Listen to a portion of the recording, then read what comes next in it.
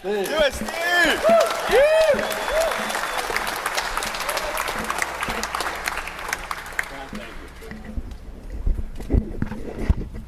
Well, I'm looking out over this crowd here. It's a pretty good sized crowd. And I'm happy for the folks that did come here. Thank you very much for every one of you that took the time on your Saturday to come up here, let your voices be heard. Kind of disappointed in the folks that didn't come. Lord knows we've advertised the daylights out of this thing. It's been plastered all over. I also wanted to thank the other speakers that came here. You know, not only did they give up their Saturdays, a lot of them had to travel great distances to get here. You heard about CJ's little story there, and thanked my region leads, Kevin Sona, Steve Jenkins, Mike Taylor, Dennis Fields, and a bunch of the other guys here, Rob Damasco, that stepped up, and Ian Spinuzzi, who's another one of our great guys, stepped up to help out. You know, you've heard a lot of the speakers here talking today about things that are going on the national level. And a lot of us are really focused on that, paying attention, you know, what's going on, what bills are going into the Senate and Congress up there. And it's important. You know, these people are out there, they're fighting, you know, against, you know, all the assault weapon bans and things like that. They're trying to push for national reciprocity, repealing the NFA, things along those lines. And it's needed. We really need to get that message across that these things need to be stopped. But one of the things that's really important is grassroots organizations in the state. You heard CJ talk about what they were able to do in Texas with the open carry events. And he mentioned our guys, we affectionately call them the South Point Six. Yeah! South Point! For those of you who may not know about it, it was plastered all over the news, but we had several of our members had a open carry fishing gathering at South Point Pier in Miami, Florida, back a few weeks ago. Well, a month ago. And as a courtesy to law enforcement, we typically will reach out to them and notify them that, that we're going to be there. And we'll also cite the statute 790-25 that allows us to open carry in this state, one of the few exceptions for hunting, camping, fishing, going to and from the range, and while engaged in those activities. Anyway, we proceeded with the gathering, and the gentlemen were subsequently arrested. Miami Beach Police Department showed up with firearms drawn, detained the gentleman, had him handcuffed and down, closed the pier down, and then they said that they weren't going, that they never received the information that we had sent them about the event.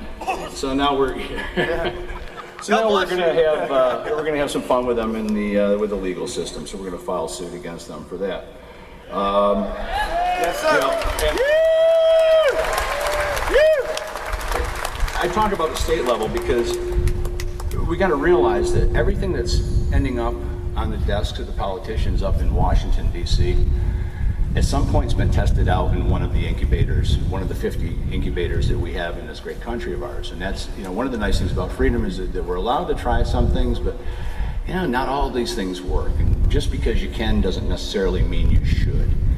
So we need to try and keep our focus on the state level organizations, try and get involved. CJ spoke, about that, be passionate. I don't care if you're a member of an organization like Florida Carry, the NRA, Second Amendment Foundation, Eric's here with the Gun Owners of America, that's great.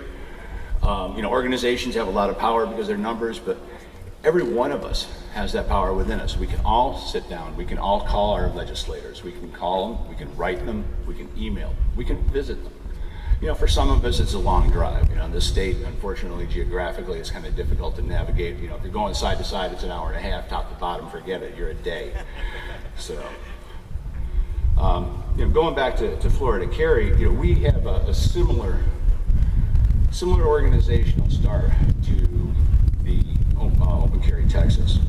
Back around 2010, there was 2 veterans that were wanting to get involved with the Second Amendment rights activism, and they couldn't find any organizations that they could really get involved with that had anything. So they decided, we're going to start our own.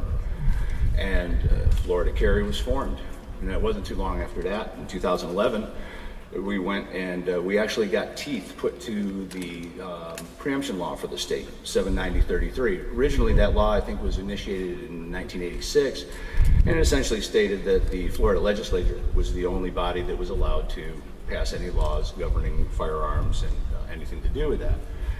And until 2011, they had no penalty. So legislators and all the politicians, they just went about and did what they did. Well, all of a sudden, now that we have a penalty phase where they can be sued and held accountable, how many of you know of any politicians that like being held accountable?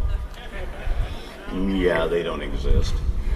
So, you know, they're fighting against that, but that was one of the starts. And, you know, we've gone on since then. We've been involved with Norman versus Florida. I don't know if any of you are familiar with that. Gentleman, Dale Norman, was arrested in Fort Pierce. He was newly received his concealed weapons license. Walking down the street, firearm became exposed. He was arrested, and subsequently we came to his aid and helped defend him, and we took that all the way up through the Florida Supreme Court here. Unfortunately, through some legal gymnastics, they denied it, and we then filed a writ of certiorari with SCOTUS.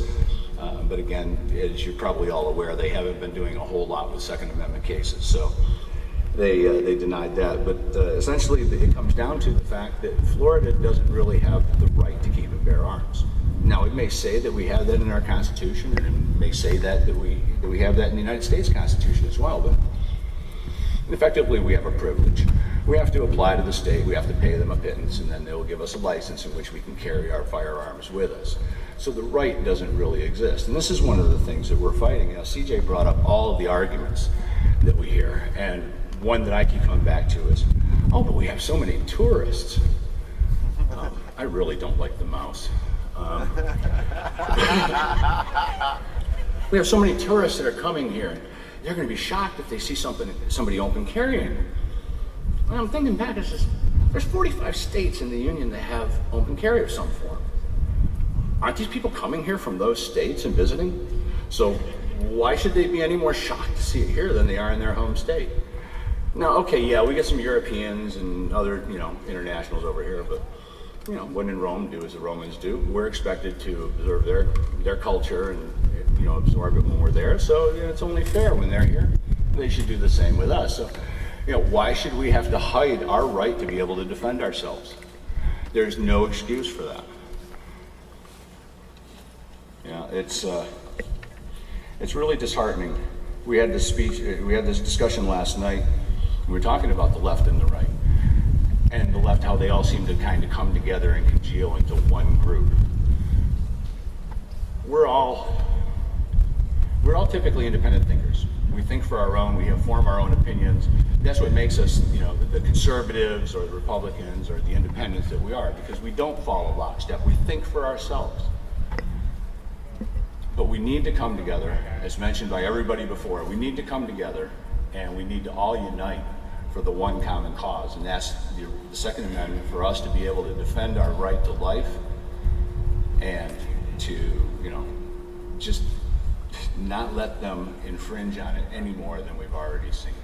Yes, sir. Yes, sir. Woo! Go Steve! Thank you, Steve.